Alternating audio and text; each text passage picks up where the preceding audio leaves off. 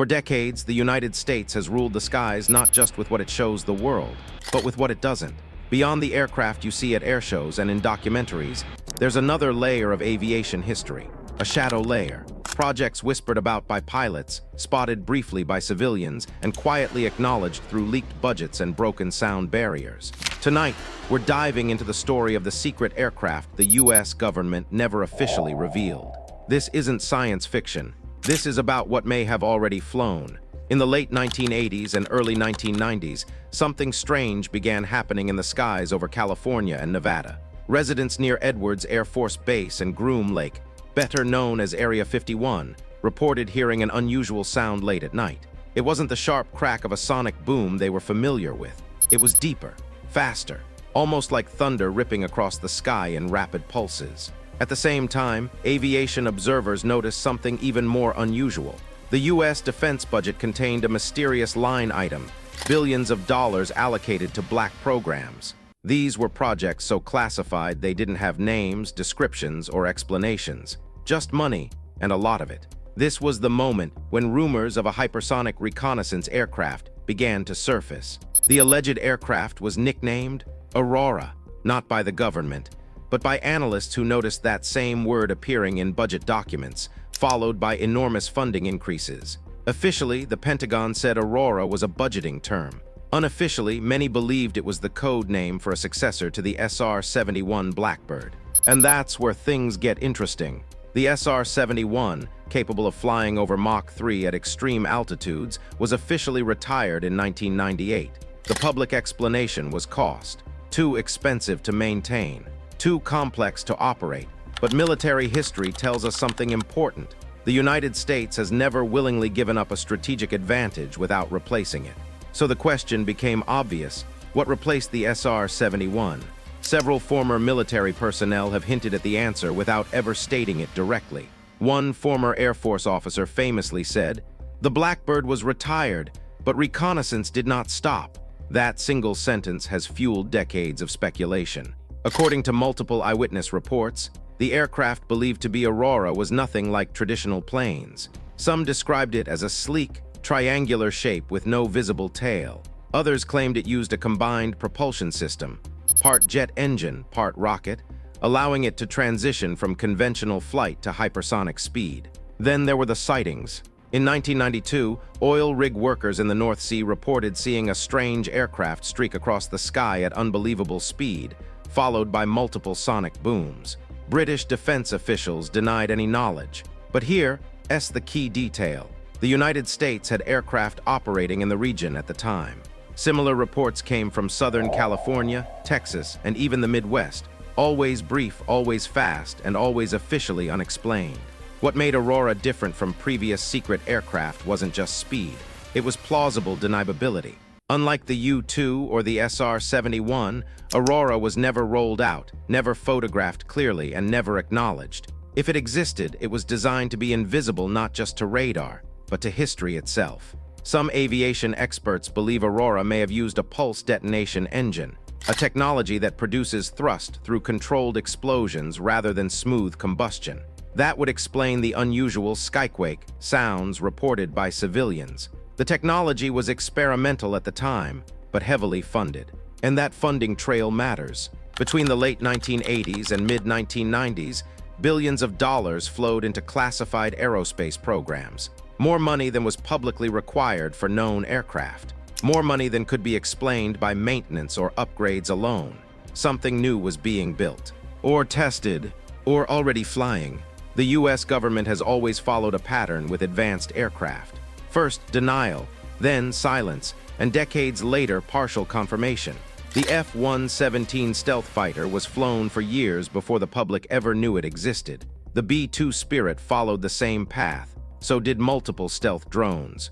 Aurora fits that pattern perfectly. But here's where the story takes a darker turn. By the early 2000s, reports of Aurora-like aircraft suddenly stopped. The sounds disappeared, the sightings ended, and a new generation of secrecy began to emerge, one focused not on speed alone, but on autonomy, stealth, and global reach. Some believe Aurora wasn't canceled. They believe it evolved, and that evolution may still be flying today, under a different name, with a different mission.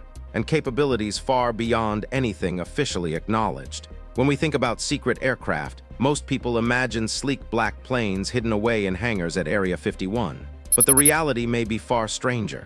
Aurora, or whatever it became, was never meant to be seen, heard, or even acknowledged. Its purpose was simple yet strategic: gather intelligence faster, farther, and with absolute deniability. Some aviation historians speculate that Aurora's successors operate at speeds exceeding Mach 5, entering the hypersonic realm.